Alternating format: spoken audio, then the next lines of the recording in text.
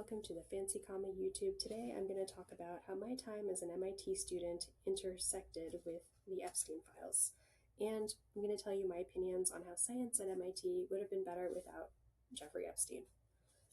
So MIT was pretty heavily involved in the Epstein files. If you look up MIT, it has thousands of mentions in the Epstein files, and that was because Jeffrey Epstein was heavily connected with researchers at MIT.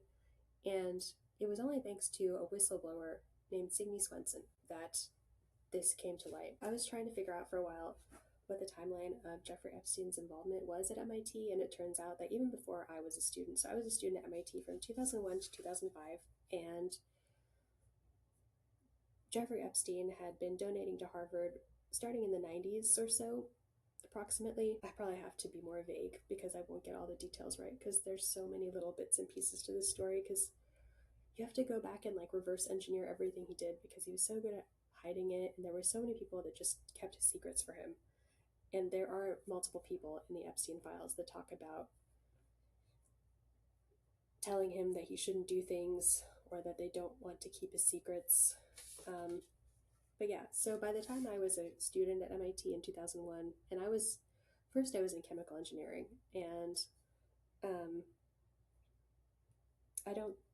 I want to say that Robert Langer is the most famous chemical engineering professor at MIT, and he's a very accomplished engineer. And he actually is in the Epstein files, but I get the feeling from reading the Epstein files that Robert Langer was not a focus of Jeffrey Epstein. He was obsessed with the MIT Media Lab because they were doing kind of frou-frou out there work that was, I think, more understandable to Jeffrey Epstein, because remember, he had no college degrees and he had no science background. And if that sounds gatekeepy, remember, this is MIT, and everyone at MIT that works as a professor there has at least a science degree or some degree. So it's problematic to me that this man that had no formal science training talked shop with these MIT scientists. That is problematic to me. So by the time I was in MIT, he was already friends with these professors. Jeffrey Epstein went to jail the first time in 2008 or so. I had moved away from Boston by then. These Harvard professors visited him in jail, and there's this whole New York Times article about how these Harvard professors visited him in jail after that, and then that's when he started getting more and more involved in the MIT Media Lab. But before that, he was kind of friends with these, I want to say he was friends with one-off professors, although we don't have the information to know. But I do know that in 2006, there was a physics retreat that was on Jeffrey Epstein's private island. This was reported by NPR, and he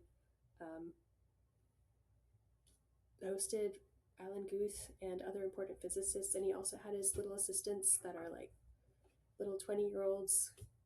Who knows what they were really doing there, but Alan Guth told NPR that he never saw Epstein without a few of these people. When I try to put together this story about how involved Jeffrey Epstein was with my professors, I really don't have that many answers. I just get this idea that probably if I went to some of the biggest names, Eric Lander is an MIT professor that actually served in the cabinet for 2 presidents.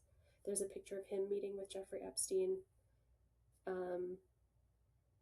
There's that picture with all the Harvard professors, which MIT and Harvard, I did brain and cognitive sciences at MIT, and I looked up my professors. I did not find them. And yeah, I searched for them one by one. I did find some MIT professors. There is one guy, Professor Ed Boyden, who actually is an MIT graduate also. And he is a professor at the Brain and Cognitive Sciences Department and also the Media Lab, and has a ticket to visit the Epstein Ranch in the files, but he did issue an apology letter of I'm learning, I'll do better. Basically, no one has done much except the ones that got a lot of media attention have resigned. I did take a class with a professor that was in the Epstein files, Professor Mark Tremo, and he has resigned because people found out about it. He was at UCLA, but he just resigned. The answer to my question is, I don't really know how my professors interacted with Jeffrey Epstein. A lot of his philanthropy, publicization of his philanthropy started after he went to jail in 2008. I did apply to graduate school, and I did want to work in the labs of Mark Hauser, Joshua Green, and I forget the other person, but like they were all in the Epstein files. So here are some opinions I came up with about how science at MIT would have been better without Epstein files affiliation. The first thing is there would be more fair opportunities, because one thing that Jeffrey Epstein was the king of was he would just like get his friends' kids jobs. Like there's one girl that he calls the Rothschild girl. He just emails Richard Axel, who's a Nobel Prize winner, and is like, hey, do you know any science people that will take this person and give them an internship? So that's who I'm competing with as like an MIT student, is these like, what are they called? Nepo babies. Jeffrey Epstein's Nepo baby friends. And that's scary for them because his crimes were involving minors. It kind of makes you wonder, like, what is really going on with that? So we would not have that. We would not have as much sexism. The reason for that is that, for example, Larry Summers is an MIT grad, and then he became the professor of Harvard. And then when he was at Harvard, he was giving a speech and he said that women's capabilities in math are innately worse than men's. And guess who Larry Summers' close friend was?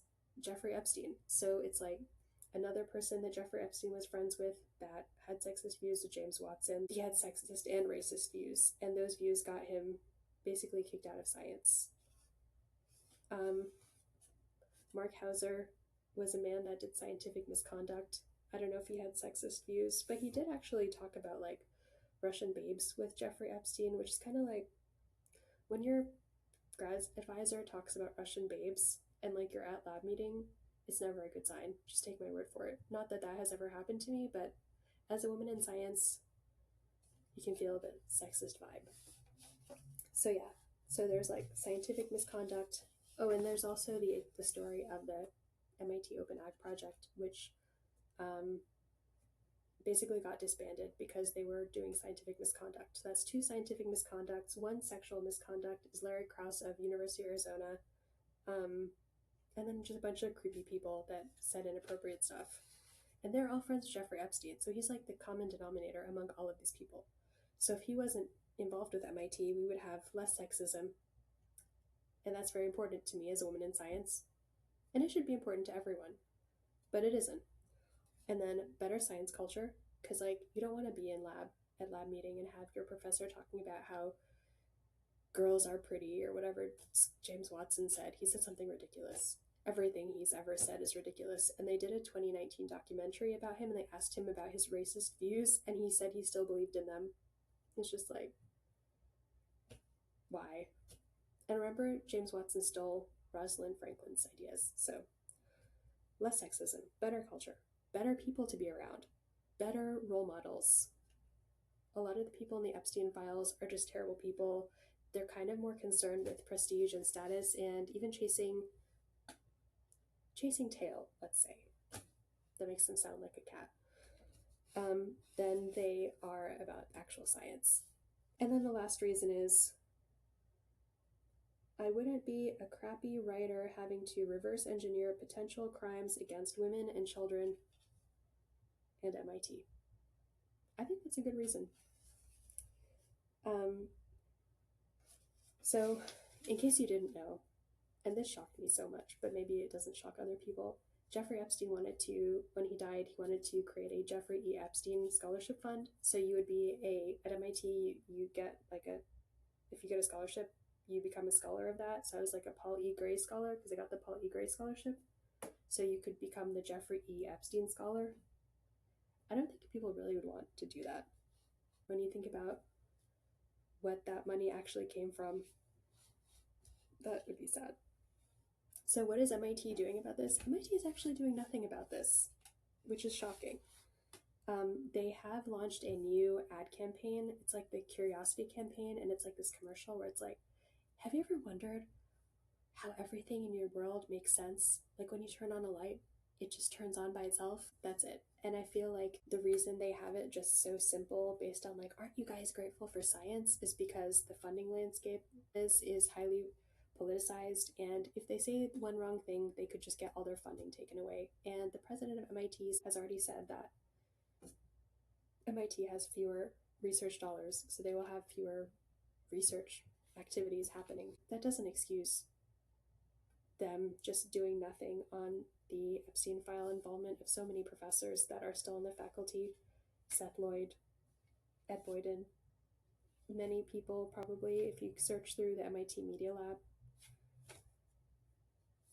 The MIT Media Lab was always a very cryptic place to me, and as undergrads, we never understood where they got their money, and I feel like now we know.